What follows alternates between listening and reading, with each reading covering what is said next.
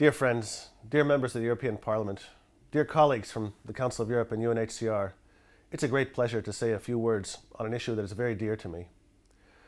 Statelessness negatively affects the enjoyment of a whole range of human rights. And for this reason, it's been a priority of my work since 2012, especially stateless children. There are at least 600,000 persons who are stateless in Europe today. Their lives are deeply impacted by the lack of nationality because they can't access many of the rights attached to it. Yet this issue has been long neglected, which is why the problem persists today. There are many reasons for states' resistance to addressing the problem. These include deep-rooted racism and discrimination against entire groups of people, for example, Roma.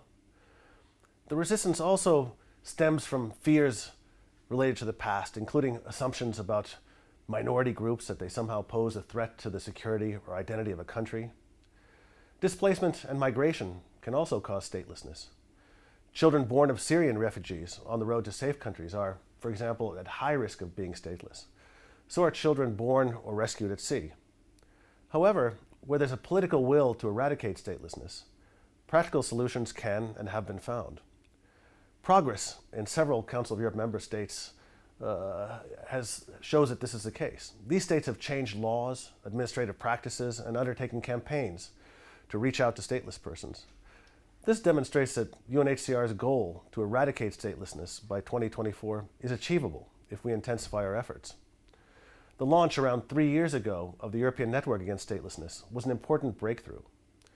Through quality research, campaigns, training, and networking, you've contributed to raising awareness and improving knowledge about statelessness.